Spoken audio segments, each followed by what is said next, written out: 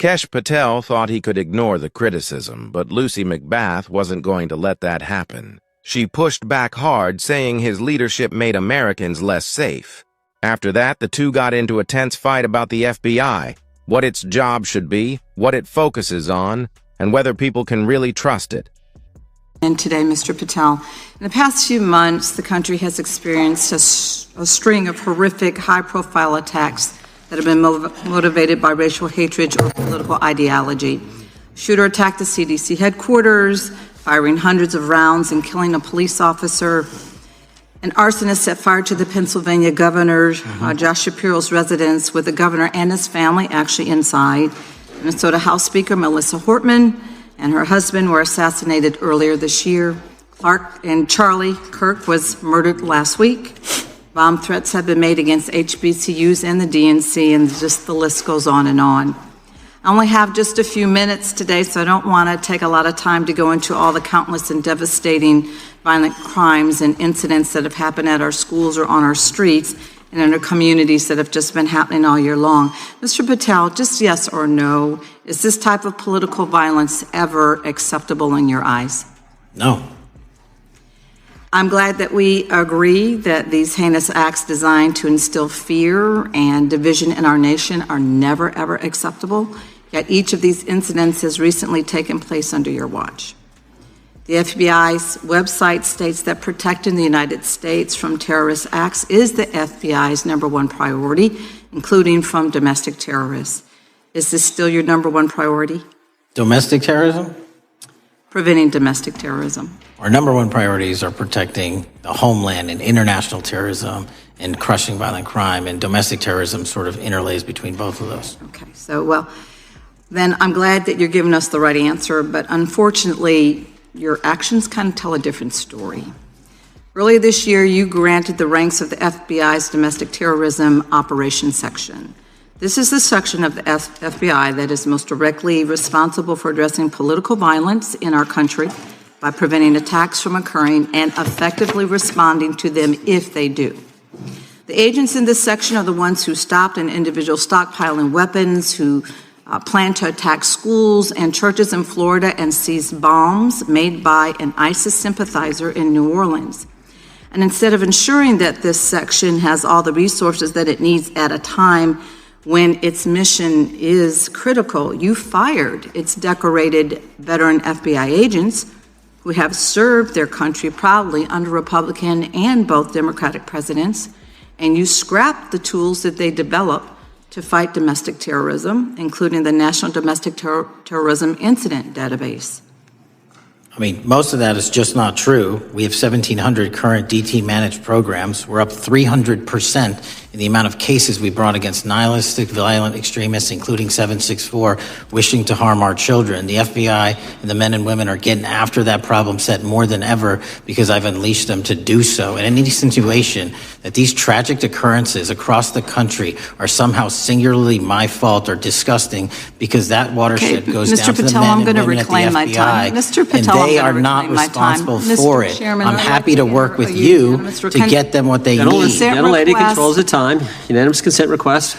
You'll state a request. Thank you very much. Into the record, an article from Reuters titled FBI Scales Back Staffing, Tracking of Domestic Terrorism, Probes Sources Say. Thank you very much. Without objection. I appreciate that. So, Mr. Patel, and it isn't just the Domestic Terrorism Operations Section. Under your watch, agents are fully diverting their attention to these anti-immigrant and city takeover operations, leaving our children vulnerable to dangerous networks of online predators, both domestic and international. You pulled more than 120 FBI agents from their normal duties to operate sobriety checks and conduct traffic stops, exposing the FBI's fleet of unmarked cars and thereby making it harder for the FBI to combat violent criminal gangs, foreign intelligence services, and drug traffickers in the process. That's simply not true. If we were not able to do two things at one time, how would we be seizing record amounts of fentanyl? 23,000 violent felons have been arrested. Time belongs to the gentlelady. More than twice as many as last year. Belongs to the gentlelady from Georgia. Thank you very much. And this request basically is It is an article from Reuters, which quotes law enforcement officers familiar with agents who once covered child exploitation cases but now focus on immigration child exclusive. Thousands of agents diverted to Trump immigration track down. Mr. Patel, in the short time I have left, your tenure as director of FBI has been somewhat problematic. Americans are definitely less safe under your watch. You have gutted the FBI's ability to keep safe from domestic terrorism. You have sent FBI agents to conduct traffic stops and round up hardworking immigrants who pose no danger to public safety. People even President Trump referred to as good, long-time workers. Your job is to protect and serve the American public. Time, the gentlelady. You have spent your time protecting heinous individuals and using the FBI to serve as a political circus. You at times have appeared unequipped. Time, this country deserves better, and I yield. Gentlelady yields back. May I respond? Sure can. Simply put, what is it? Are we failing?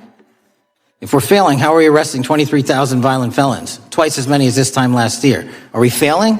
Because if we're failing, how are we seizing 1,500 kilograms of meth, 25% increase from last year? Are we failing? Because we captured 4 top 10 FBI most wanted from around the world in 7 months. That's more than the entirety of the last administration. Are we failing? Because we put 1,500 child predators in prison. Are we failing? Because we dismantled 300 human trafficking networks. Which is it? You don't like me, that's fine. But don't you dare disparage the men and women of the FBI that are producing record... What we just witnessed wasn't only a heated back and forth between a member of Congress and an FBI official.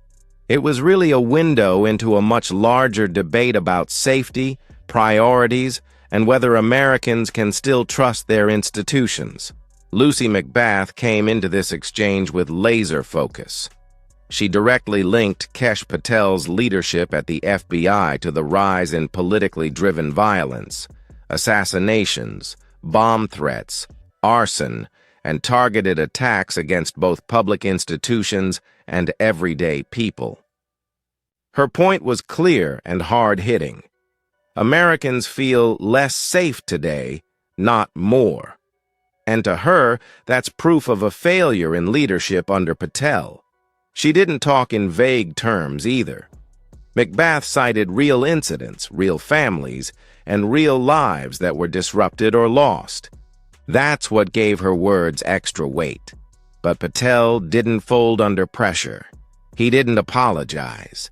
Instead, he hit back with energy, defending his record as if he were making a case in court. He listed the numbers: tens of thousands of violent felons arrested, child predators locked up, drug networks taken down, and fugitives caught. His message was straightforward. The FBI is working hard, breaking records, and making progress. And if that doesn't count as success, then what does? This is where the tension really stood out.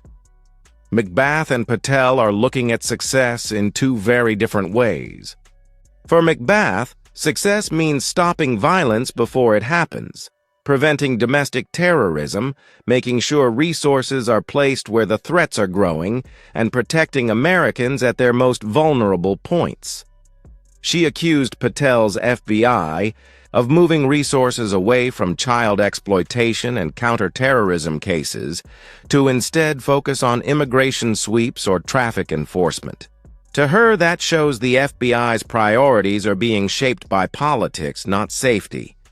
Patel, on the other hand, measures success in outcomes and results.